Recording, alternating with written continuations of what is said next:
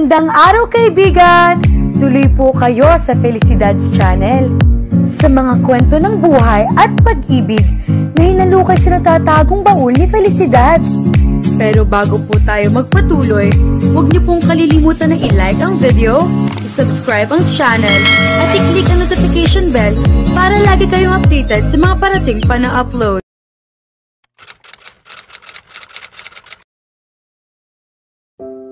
Umugong ang palakpakan sa Christmas party nang i-announce ng mismong head ng mga telemarketers ng innovators na si Sir Joaquin ang nanalong Breakthrough Salesperson of the Year. Sa tabi ni Lorene ay tumayo ang nakangising si Bernard na ngumunguya pa dahil kasisimula pa lang nitong kumain. Nagtawanan ang lahat dahil doon. See people, late sa Christmas party kasi galing sa isang sales deal. That's my boy. Bernard, come up here, ani Sir Joaquin. Patuloy ang palakpakan hanggang sa makaakyat si Bernard sa stage upang kunin ang plake at cash prize nito. Katabi ni Sir Joaquin ang supervisor nilang si Marvin. Nakita niya ngumiti ito sa direksyon niya. Pasimple lang siyang ngumiti para hindi siya tudyuin ng mga kasama niya sa mesa bago niya itinuon ang tingin kay Bernard. Hindi katakatakang ipinagkaloob ditong parangal na iyon. Sa 3 taong pagtatrabaho nila sa Innovators, isang American business conglomerate kung saan ang ilang mga investments ay matatagpuan sa iba't ibang parte ng Pilipinas, taon-taon na may nakukuhang premyo si Bernard sa pagiging magaling na sales strategist. May mga pinasalamatan ito at nasama pa siya. Kung hindi po dahil sa pang-hijack ko sa kusina ni Lorene araw-araw, hindi ako sisipaging mag-isip ng bagong estratehiya para mabentahan natin ang ating mga mahal na kliyente ng ating first class na mga produkto. Kaya boss, bigyan niyo siya ng bonus.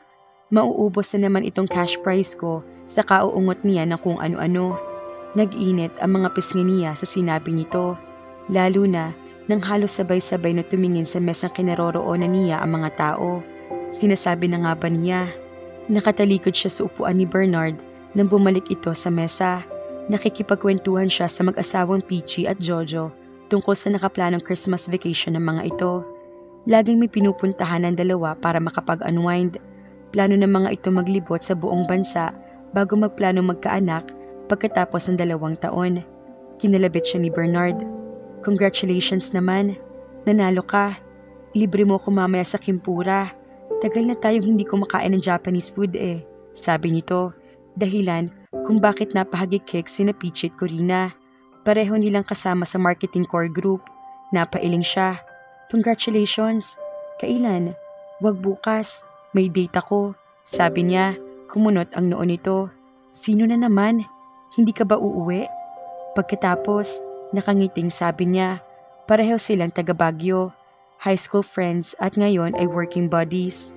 Best friend niya ito mula noon hanggang ngayon. Although she sometimes couldn't understand why, maaga silang naulila ng kanyang mga kapatid. Mayaman sina Bernard at binayaran ng mami nitong si Tita Maribel ang pag-tutor niya sa uniko iho nitong sinukan ng mga dating tutors para hindi bumaba ang grades. Dating chef at assistant cook sa fine dining restaurant ang mami nito, ang mga magulang niya. May pag-aaring hotel ang mga ito sa Baguio City na pinagtatrabahuhan din nila nakakambal niyang si Venice noon nag-aaral pa sila. Hanggang ngayon, naroroon pa rin si Venice, general manager na ni Tita Maribel. Siguro, parang Stockholm Syndrome ang nangyari sa kanila ni Bernard. Dahil lagi niya nakakasama ito noong high school, naging magkaibigan sila kaysa mabaliw siya rito. Hindi nga siya makapaniwalas na hanggang ngayon ay magkakasama pa rin sila. Grabing pagtitiis yata ang ginagawa niya. Hindi nga kaya baliw na siya? Bakit uuwi ka na agad? Oy, kinukulit na ako ni Ulpi. Paaasahin mo yung tao tapos ibibitin mo. Mahiya ka naman, talo mo pa ang babae. Nagtawanan ang mga kasama nila sa mesa. Na mga sandaling iyon, may ka-flirt si Ulpi sa mesang kinaroroonan nito. Nagpapapansin man ito kay Bernard o hindi, palibhasa, kilala na nila si Bernard. Alam nilang sa ganoong stage ay hindi na ito interesado kay Ulpi. Uy Bernard, ilibre mo kami ha? Ang laki tiyak ng bonus mo, bukod pa sa komisyon mo at wala ka namang girlfriend. Kantsaw ni Trisha rito. Uuwi ako bukas. kagagaling lang sa sakit ni mommy kaya hindi siya makakapag-spend ng Christmas season anywhere. Napatingin siya rito. Uuwi ka na nga talaga? Hindi ko ba nasabi sa'yo? Ngumiti ito. May car o magbabas ka na lang? May date pa nga ako eh, protesta niya. Para kang mauubusan ng lalaki, singhal nito. Talaga? Ilan na lang ba ang matinong lalaki sa mundo ngayon, lalong-lalo na dito sa Maynila? Nagtawanan na naman ang lahat. Hoy, aso at pusa, si Sir Marvin palapit. Tama na muna yan. Sita sa kanila ni Kent, ang accountant na hindi mukhang nerd. Wag na wag lang magkakamali ang sino man na magtanong dito tungkol sa kahit anong may kinalaman sa numero. Hi guys, congratulations ulit Bernard. Great job, sabi ni Sir Marvin na makalapit ito sa mesa nila. Isa-isa nilang binati ito na Merry Christmas. Binalingan siya nito kapag kuwan. So Lorene, okay? Alam niya ang ibig nitong sabihin. Ito ang kadate niya bukas ng gabi. Saglit siyang sumulyap kay Bernard. Iniisip ang offer nito ng free ride pa uwi sa Baguio. Bumuntong hininga siya. Not okay. Pwedeng next year na lang. Emergency kasi eh. I have to go home earlier than I expected. Tila disappointed ito, ngunit tumangurin kapag kuwan. Oo ba? January? Ngumiti siya. Aha, nagpaalam na ito sa kanila. Sandaling katahimikan ang nagdaan. Si Sir Marvin? Malakas na bulong ni Corina maya-maya. Nagiinit ang mga pisnging tumango siya. Aha, boss natin yun ah, sikmat ni Bernard. Pinandilatan niya ito. Hindi na next year. Mapopromote na siya at malilipat sa ibang department. Sa admin at sa department ni Kent siya direktang matutoka. Hindi na unethical kung makipag-date man ako sa kanya.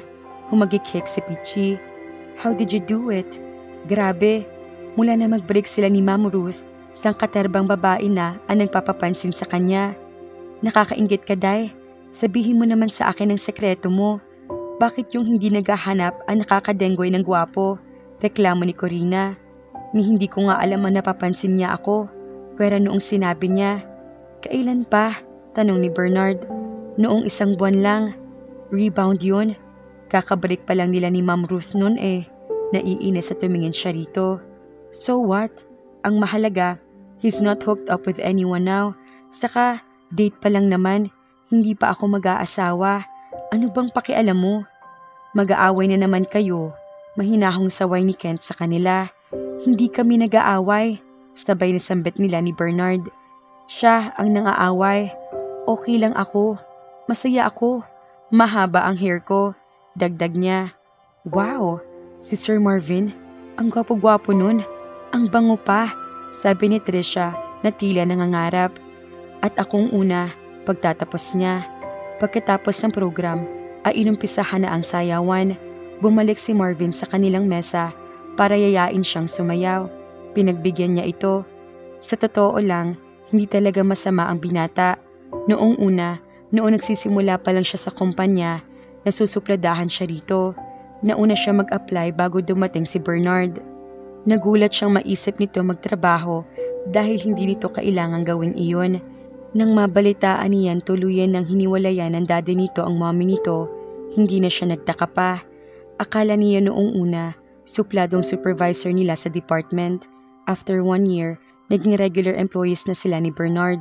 After 2 years, na-promote sila at nalipat sa departamento ni Marvin.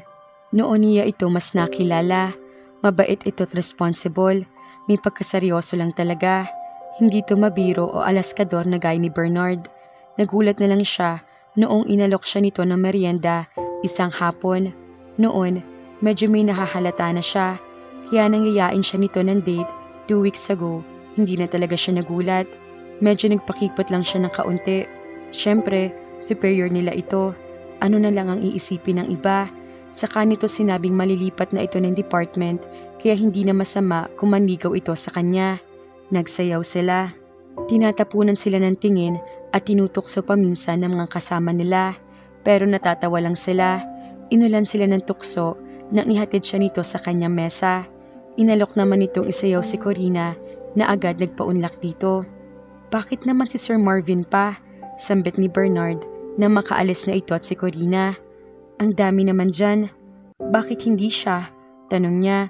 Matalino, masipag, responsable, maaasahan. Sus, paano mo naman nalaman lahat yun? Sandali mo pa lang siya kilala. Anong sasandali? Matagal natin siya nakasama.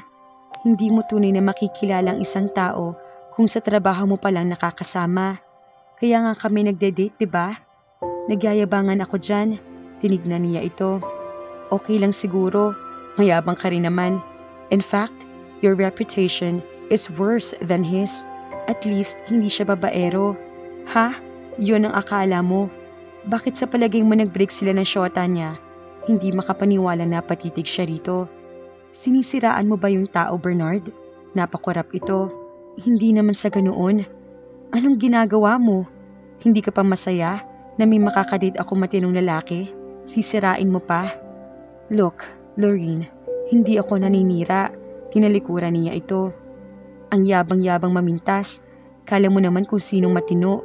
Igagaya pa yata ako sa kanya na kung sino-sino lang ang pinapatulan. Pinalalabas pang ang tanga-tanga kong pumili. Lorene, hindi naman sa ganoon. Kent, isayaw mo nga ako. Napatuwid ng upo si Kent. Saglit na pinaglipat-lipat ang tingin sa kanila ni Bernard bago ito tumayo. Tara, nito, sabi nito sa kanya. Lorene, kausapin mong mukha mo. Ngingisi-ngisi si Kent habang patungo sila sa dance floor. Nag-e-empake si Lorene nang istorbihin siya ng sunod-sunod na pagbaba sa kanyang apartment.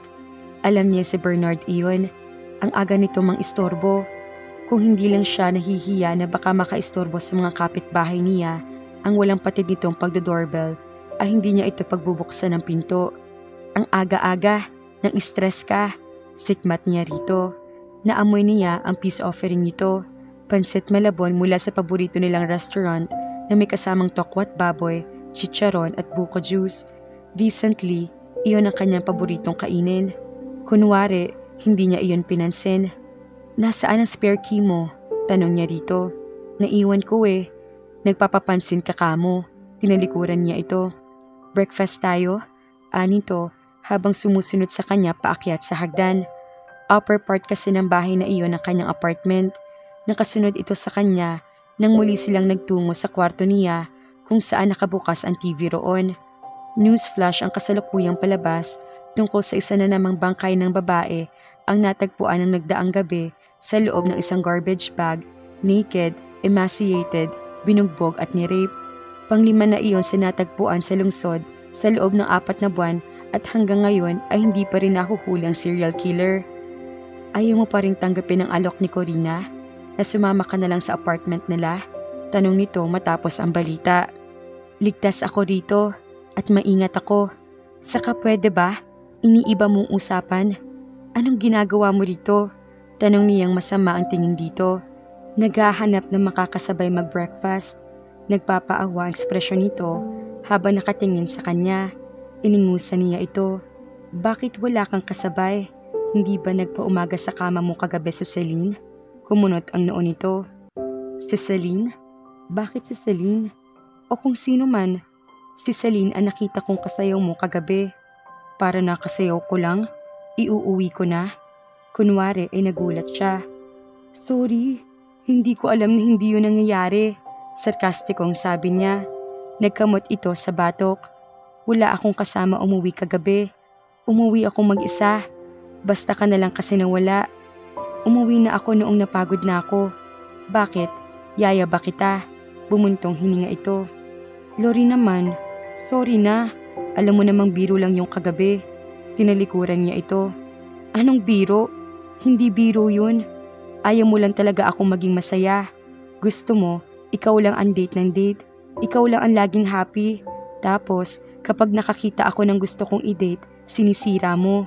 Hey, hindi ako ganoon kasama. Nabigla lang kasi ako. Imagine, nagkakamabutihan na pala kayo. Akong best friend mo, walang kaalam-alam. Hindi pa kami nagkakamabutihan no? Magde-date pa nga lang kami eh. Parang ganoon na rin yun. Kung makapagsalita ka kagabi, halatang gustong-gusto mo na siya talaga eh. Mukhang hindi mo man lang balak pahirapan. Tumigil siya sa pag-iempake at pinaningkitan ito ng mga mata. Lori naman, kaibigan mo ko 'di ba? Alam ko kung gaano ka kametikulosa sa pagpili ng lalaki. Nagulat lang talaga ako. Makikipag-date ka, hindi mo man lang ako kinonsulta. Hindi ko pa alam kung worthy pa talaga yung lalaki para ligawan ka. Concerned lang naman ako sa'yo, kaya ako nasabi yung mga nasabi ko. Natigilan siya at napatitig dito. Sa bagay, matalino nga siya sa academics, pero kapag real life na, mas marunong ito. Mas mabilis itong kumilates ng tao. Aminado naman siya na kung hindi siya nito sinundan sa Maynila, hindi niya alam kung nakatagal siya roon noong una. Hindi siya sanay sa lungsod. Ilang beses siya nakalusot sa delikadong sitwasyon dahil nakabantay ito sa kanya. Iyon nga lang minsan, over naman ito. Talo pa nito ang tunay na kuya. Sa opinyon nito, parang laging may hold-upper sa bawat kanto. May manluloko sa bawat lalaking tumitingin sa kanya at may hustler na laging handa mang isa sa kanya. In short, wala pa siya nakikilalang kaibigan na gaya nito o kahit iba na may pagmamalaking mayroong kaibigang gaya nito. Swerte na rin siya kung tutuusin. Hindi siya nabiyayaan ng kuya, pero sino makapagsasabi na kung nagkataong may nakatatandang kapatid na lalaki siya, ay magiging kasimbait nito iyon. Nakatingin ito sa kanyang muka. Nauunawaan mo na? Hindi manloloko si Marvin. Kumunot ang noo nito. First name basis na kayo? Natural, magde-date na nga kami eh. Sumimangot ito. E-delay mo pa. Kikilatisin ko muna yung tao. Tumigil ka nga. Tatakutin mo na naman. Baka mamaya niyan tumandang dalaga ako dahil sa iyo eh. Natawa ito. Marami akong alam na mas kilala ko pa kaysa sa ipinagmamalaki mong kwagong yun. Aba, isaset up pa kita. Aba, medyo malaki nga ang mata ni Marvin. Mabuti na lang nakasalamin ito, kaya kahit paano ay naitatago iyon. Pintasero ka talaga. Pero natatawa na siya. Tumatawa pa rin ito. Kain na tayo. Gutom na ako. Lalamig yun. Hindi na malutong yung chicharon. Sa bagay, nagugutom na nga siya. Dinampot niya ang remote control at pinatay ang TV. Para na tayong magkapatid. Ako ang kuyang hiniling mo sa Diyos pero hindi ka napagbigyan. Tapos inaaway mo ako nagkakaroon ka lang na suitor na kasimputla ng bilasang isda. Sinimangutan niya ito at nilampasan. Alright, ako ang big sis na hindi ka nagkaroon. Pangungulit pa nito habang nakasunod sa kanya. I never wished for a big sister. Aniya habang patungo sa kusina. Mas nauna siyang lumabas kaysa kay Lorin pero nauungusan siya nito sa maraming bagay. Itinaboy niya ang naramdamang paninikip ng dibdib. Sige na, insultuhin mo na ako ng insultuhin basta kumain na tayo. Kinakain na ng big intestine ko ang small intestine ko. Ang tagal mo namang mag-bleed? At gusto mo pa talaga ako mag-bleed? Baka kapag nangyari yon, himatayin ka sa takot. Napailing na lang siya habang inihahain ang pagkain. Habang kumakain, bumalik din sila sa dati na parang wala silang pinagkatampuhan. Ganoon sila. Pagkatapos nilang kumain, sa kaniya nalaman na dala na nito ang mga bagahe nito pa uwi at balak nitong doon na tumambay sa kanya hanggang sa umalis sila. Napaaga tuloy ang alis nila dahil pagkatapos niyang kumain, naligo na siya, nagbihis at ibinaba na nila ang kanyang bag para diretso na sila. Namili lang sila sandali ng pasalubong para sa mga darat na nila sa Baguio. Best friends sina Lorin at Bernard mga kafelisidad. Pero sobra namang protective ng binata sa dalaga. Kaya naman, abangan!